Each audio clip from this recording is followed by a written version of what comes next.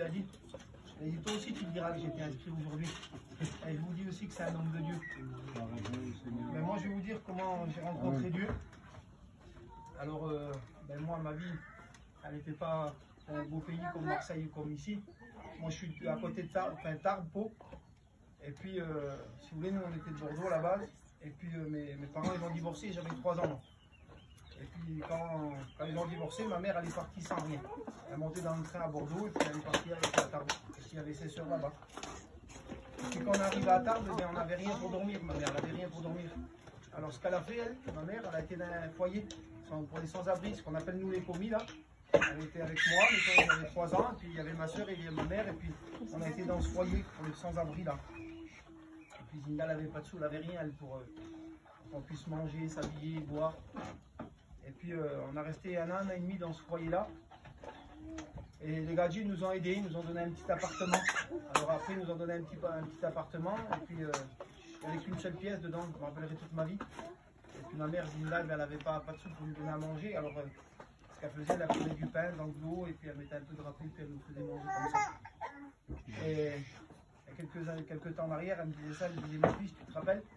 Alors déjà qu'elle n'avait rien pour nous donner à manger, on était dans un petit appartement, on était pauvres, et il y avait juste en bas de nous, il y avait un petit restaurant. Et elle disait, je sentais l'odeur du manger qui montait dans l'appartement. Alors aujourd'hui, comment je réalise, comment ça devait dire pour elle, Zinda. Elle avait ses petits bébés là, pas de sous, divorcée, et puis elle sentait l'odeur du manger, puis elle ne pouvait pas survivre à nos besoins. Puis elle a trouvé une solution, ma mère. Alors elle s'est mise à travailler, Zinda, mais c'était dur. Alors ce qu'elle a fait, elle nous a pris, puis moi, elle m'a placé dans un petit foyer. Alors je dormais dans ce foyer-là avec des éducateurs, parce qu'elle était sûre, ma mère, qu'au moins on mangeait et on buvait. Et puis je grandissais comme ça, et puis les années ont passé. Et puis dans mon cœur, moi, ça a mis une envie de réussir, si vous voulez, dans la vie. Je voulais réussir ma vie, moi. C'était le seul but, je voulais réussir dans la vie, rien d'autre. Et j'avais 15-16 ans, et puis je dormais dans les dortoirs, on était une dizaine comme ça dans les chambres. Je me rappellerai toute ma vie, il faisait froid. Puis j'étais un petit peu actif. Puis l'éducateur qui me suivait, il disait ça, ma mère, il disait, lui, ça sera un bandit, ça sera un voleur, ça sera un drogué, et ça sera un jeune homme qui fera plein de tort à la société, il disait ça, ma mère. Puis moi, je disais ça dans mon jeune cœur, j'étais orgueilleux, j'avais 15-16 ans, je disais, je vais leur montrer qu'est-ce que je vais être, moi. Je vais leur montrer que je vais être un garçon qui va réussir et qui va travailler.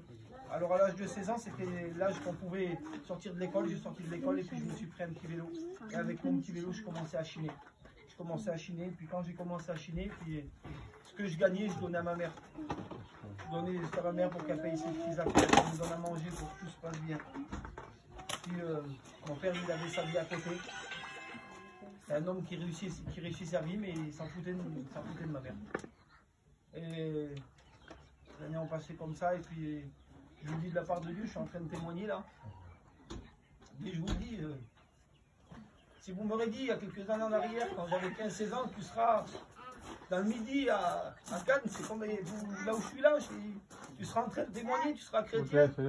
C'est comme si que, quand moi je partais de mon petit village à Pau, là, comme si j'allais à New York, je sais pas, moi, vous voyez des villes comme ça, comme si j'étais à New York, là. C'était trop grand pour moi, trop énorme.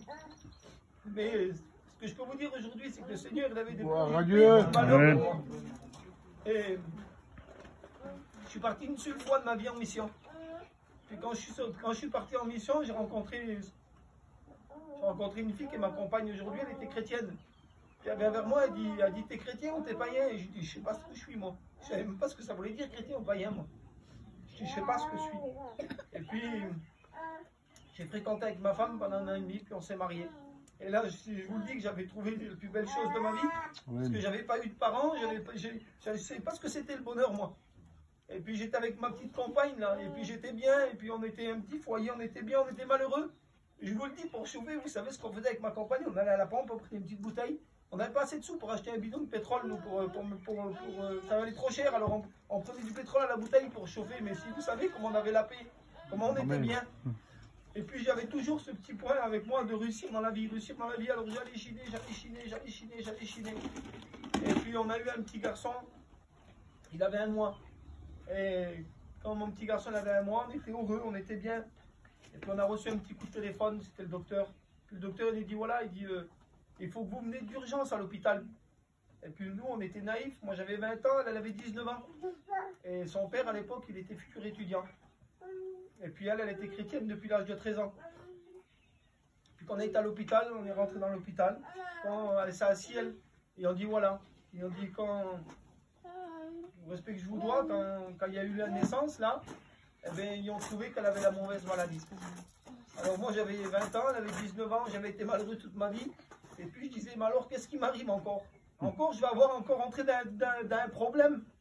Et puis, moi, j'avais aucune solution à me reposer. Je ne connaissais pas Dieu de toute façon. Je ne connaissais pas la puissance de Dieu. Je ne connaissais pas ce qu'il était capable de faire. Je ne savais pas qu'il pouvait me mettre la paix dans mon cœur. Et moi, pour moi, c'était directement la mort. Et puis quand on est rentré chez nous, elle a dit, appelez va chercher des serviteurs de Dieu. Et puis quand les serviteurs de Dieu sont venus dans notre camping, ils ont fait l'onction d'huile. Et moi, je ne savais pas ce que c'était l'onction d'huile. J'étais assis comme ça. Et puis le serviteur, il disait, Kevin, prie. Mais je disais, je ne sais pas prier, moi. Alors j'ai laissé mes yeux ouverts et puis pour moi c'était comme un spectacle. Là, je les regardais faire, ils étaient en train de prier pour elle et je disais qu'est-ce qu'ils font. Et puis je prenais ma voiture et je partais et puis je pleurais. Puis je vous demande pardon à ce que je veux dire, mais moi je la voyais, ses petits cheveux tomber, je voyais l'enterrement, je voyais mon petit qui allait grandir sans mère. Moi c'était mon film à moi, ça c'était pas, j'avais aucune solution. Et puis elle prenait son balai, puis elle voulait laver le camping, son père voulait se faire une grillade. Et je dis mais je s'en fous ce monde, qu'est-ce qu'ils ont? Et puis il y avait des chimios qui étaient préparés, tout qui était préparé et puis son père, il me dit, Kevin, vas-y chez toi là-bas pendant une petite semaine et puis tu reviendras après. Et quand on est parti pendant une petite semaine, il préparait les chimios, il préparait tout ça pour la maladie qu'elle avait. Puis le soir, on a été, 2 jours après, on a été à La Réunion et puis j'étais assis à La Réunion comme ça et j'écoutais La Réunion. Et puis ils ont appelé pour les malades. Et quand ils ont appelé pour les malades, ils disaient, Mandy, vas-y, lève-toi, on va faire prier pour toi. Elle dit, ah non, Kevin, elle dit, c'est pas du tout comme ça l'évangile. Quelle foi, Dieu. Elle dit, l'évangile, c'est pas comme ça, elle dit. Elle dit, moi, aujourd'hui, je suis pas malade, je suis guéri. J'ai comment ça, t'es guéri? Elle dit, oui, elle dit, tu vas une fois avec la foi et le Seigneur guérit. Elle dit, ceux qui se lèvent, c'est ceux qui vont là-bas, c'est ceux qui sont malades, moi, je suis pas malade. Et puis, moi, je comprenais pas. Puis, on est rentré chez nous, et puis, son père, et puis, ils ont demandé des radios, ils ont demandé qu'il y a quelque chose de nouveau qui se fasse.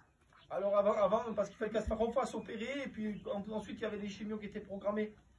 Et puis, quand on était 6 h du matin, comme ça, là, et puis j'étais dans la voiture, et puis on allait dans l'hôpital, pour les malades, pour les cancers.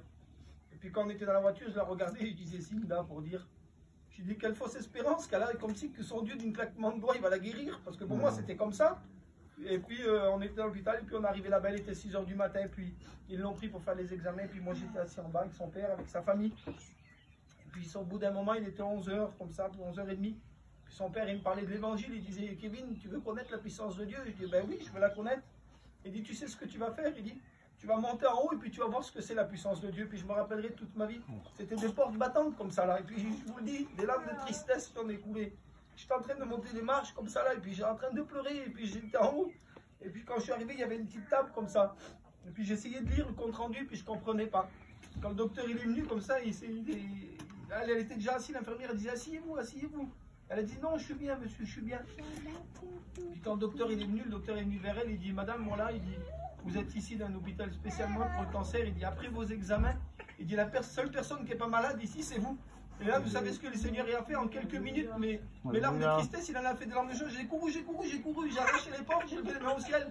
Et j'ai dit ça, j'ai dit, je la connais, la puissance de Dieu. Alléluia. Parce que le Seigneur l'avait opéré de miracle. Et puis, on est sorti de l'hôpital et puis j'ai suivi pendant 1 an et demi l'évangile. Et puis pendant 1 an et demi, après 1 an et demi, je me suis baptisé. Et je vous dis de la part de Dieu, ça fait 17 ans aujourd'hui qu'elle a été guérie. Il n'y a jamais eu un seul symptôme.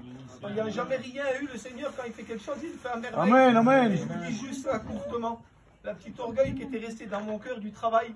Vous savez, des fois, on essaye d'avancer avec Dieu, puis il y a des choses qui nous retiennent. Et puis moi, c'était mon travail, vous savez.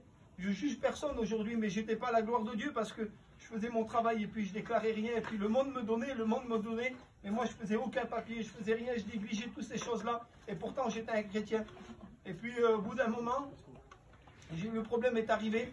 Et puis, quand le problème est arrivé, j'étais convoqué. Puis, quand j'étais convoqué, j'ai mis ma femme, ma mère, et puis j'ai mis moi dans la misère. J'ai eu un redressement fiscal. Et puis, ce redressement fiscal-là, si vous voulez, c'était involontaire. Parce que dans notre peuple, si vous voulez, moi, je faisais mes papiers pas correctement. Puis quand je me suis assis, là, le gendarme il m'expliquait tout ce que je faisais, comment je le faisais. Et puis je disais, c'est pas possible que je suis ignorant de la maladresse que je fais. Et puis j'étais là, j'ai passé quelques heures dans le garde à vue avec elle. Et puis je disais, Mamdi, je dis aujourd'hui je demande pardon à Dieu parce que l'erreur que j'étais en train de commettre, je ne la réalisais pas. Et j'ai dit aujourd'hui je ne vais plus réussir dans la vie, je vais réussir ma vie. Je veux réussir ma vie en Christ. J'ai dit alors quand on va sortir d'ici, j'ai dit on travaillera pour Dieu et les choses de Dieu passera avant. J'étais négligent en rapport à la guérison de ma compagne, mais j'étais négligent quand même. Et quand je suis sorti de là, je me suis mis à travailler pour Dieu, travailler pour Dieu. Et voilà, aujourd'hui, ben, je suis appelé au service. Il y a déjà 3 ans que j'ai fait mon test de lecture. Le principal aujourd'hui, c'est qu'il y a Dieu dans ma vie, il a guéri ma compagne. Aujourd'hui, le seul désir, c'est de travailler pour Dieu et que Dieu vous bénisse à tous. Amen.